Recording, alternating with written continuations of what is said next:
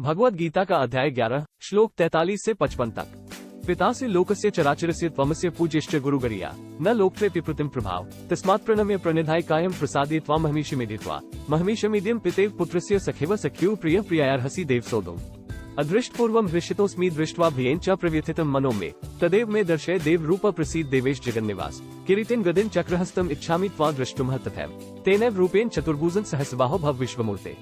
श्री भगवान उवाच मया प्रसन्नेन तवार्जुनेदं रूप प्रदर्शितमात्मयोगात् तेजोमयं विश्वमनन्तमाद्यं यन्मे त्वदन्येन न दृष्टपूर्वं न वेदे ज्ञाधे नरं दाने दाने अंच क्रियाभिं तपोभिरुग्रह एवं रूप शक्य अहं नृलोके द्रष्टुं त्वदन्येन कुरु ब्रूहि माते व्यथा मा च विमुभावो दृष्ट्वा रूप घोर्मिदीन्मेदं व्यपेद्भिः प्रीतं न पुनस्त्वं तदेव मे रूपमिदं प्रपश्य।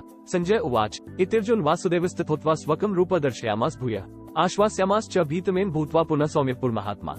अर्जुन उवाच दृष्ट्वेदं मानुष्य रूप तव सौम्यं जनार्दन इदानीमस्मि संवृतः सचेता प्रकृतिं गतः। श्री भगवान उवाच सुदुर्दर्शमिदं रूप दृष्ट्वांसि यन्मम देवा अप्यस्य रूपस्य नित्यं दर्शनकाङ्क्षिणः नाह वेदैर्न तपसा न दानं न चैजया शक्य एवं विदो द्रष्टुं दृष्ट्वांसि मा यथा भक्त्या त्वनया शक्य ज्ञातु द्रष्टुं च तत्त्वेन प्रवेष्टुं च पर्तप मत्कर्म कृन्मपरमो मद्भक्तः संगवजितः निर्वैरः सर्वभूतेषु यस मामेति पाण्डव। ओम तत्सदिति श्रीमद्भगवद्गीतासूपनिषत्सु ब्रह्मविद्या योगशास्त्रे श्रीकृष्णार्जुन संवादे विश्वरूपदर्शन योगो नाम एकादशोऽध्यायः। Bhagavad Gita chapter 11 verses from 43 to 55। You are the father of this moving and unmoving creation, nay, the greatest teacher worthy of adoration. O Lord of incomparable might, in all the three worlds there is none else even equal to you. How, then, can anyone be greater than you? Therefore, Lord, prostrating my body at your feet and bowing low I seek to propitiate you, the ruler of all and worthy of all praise. It behoves you to bear with me even as a father bears with his son, a friend with his friend and a husband with his beloved spouse.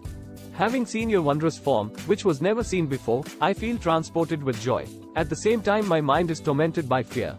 Pray, reveal to me that divine form, the form of Vishnu with 4 arms. O Lord of celestials, O abode of the universe, be gracious.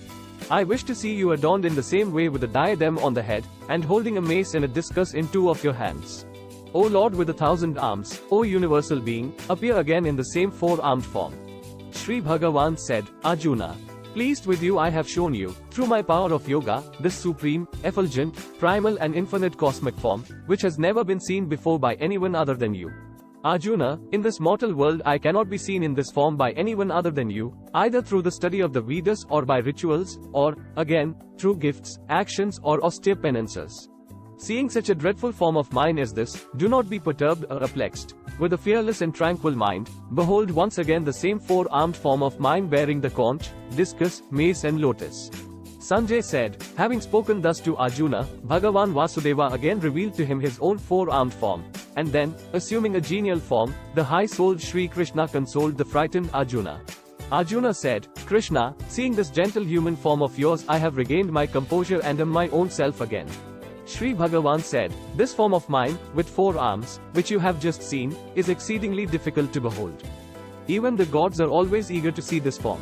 Neither by study of the Vedas, nor by penance, nor again by charity, nor even by rituals can I be seen in this form, with 4 arms, as you have seen me. Through single-minded devotion, however, I can be seen in this form, with 4 arms, nay, known in essence and even entered into, O valiant Arjuna. Arjuna, he who performs all his duties for my sake, depends on me, is devoted to me, has no attachment, and is free from malice towards all beings, reaches me. Thus, in the Upanishad sung by the Lord, the science of Brahma, the scripture of Yoga, the dialogue between Shri Krishna and Arjuna, ends the 11th chapter entitled, The Yoga of the Vision of the Universal Form. आप इस चराचर जगत के पिता और सबसे बड़े गुरु एवं अति पूजनीय है, हे अनुपम प्रभाव वाले।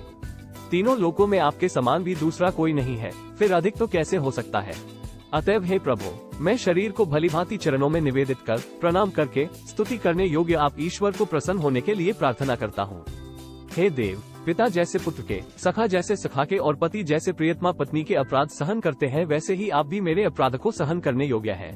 मैं पहले न देखे हुए आपके इस आश्चर्यमय रूप को देखकर हर्षित हो रहा हूँ और मेरा मन भय से अति व्याकुल भी हो रहा है, इसलिए आप उस अपने चतुर्भुज विष्णु रूप को ही मुझे दिखलाइए। हे देवेश, हे जगन निवास, प्रसन्न होइए। मैं वैसे ही आपको मुकुट धारण किए हुए तथा गदा और चक्र हाथ में लिए हुए देखना चाहता हूँ, इसलिए हे विश्वस्वरूप, हे सहस्रबाहो, आप उसी चतुर्भुज रूप से प्रकट होइए।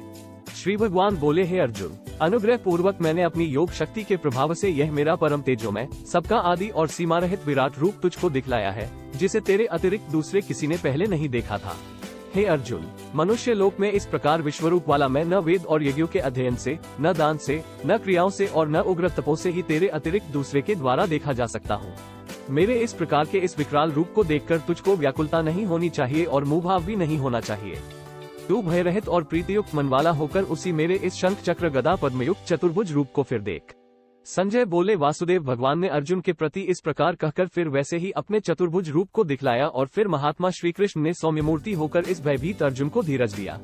अर्जुन बोले, हे जनार्दन, आपके इस अति शांत मनुष्य रूप को देखकर अब मैं स्थिरचित हो गया हूँ और अपनी स्वाभाविक स्थिति को प्राप्त हो गया हूँ। श्री भगवान बोले, मेरा जो चतुर्भुज रूप तुमने देखा है ये सुदूरदर्श है, अर्थात इसके दर्शन बड़े ही दुर्लभ है। देवता भी सदा इस रूप के दर्शन की आकांक्षा करते रहते हैं। जिस प्रकार तुमने मुझको देखा है इस प्रकार चतुर्भुज रूप वाला मैं न वेदों से, न तप से, न दान से और न यज्ञ से ही देखा जा सकता हूँ। परंतु हे परंतप अर्जुन, अनन्य भक्ति के द्वारा इस प्रकार चतुर्भुज रूप वाला मैं प्रत्यक्ष देखने के लिए, तत्व से जानने के लिए तथा प्रवेश करने के लिए अर्थात एक ही भाव से प्राप्त होने के लिए भी शक्य हूँ। हे अर्जुन, जो पुरुष केवल मेरे ही लिए संपूर्ण कर्तव्य कर्मों को करने वाला है, मेरे परायण है, मेरा भक्त है, आसक्ति रहित है और संपूर्ण भूत प्राणियों में अनन्य भक्ति का भाव अगले श्लोक में विस्तार पूर्वक कहा है, वैरभाव से रहित है, वह अनन्य भक्ति युक्त पुरुष मुझको ही प्राप्त होता है। यहाँ श्रीमद् भागवत गीता उपनिषद योग शास्त्र के रूप में जाना जाने वाला शास्त्र भगवान श्री कृष्ण और अर्जुन के बीच संवाद का 11वां अध्याय विश्वरूप को देखने का योग समाप्त होता है। इससे आगे के श्लोक अगले भाग में। अगर वीडियो अच्छी लगी तो कमेंट में लिखना जय Shri Krishna. Thanks for watching, like share and subscribe.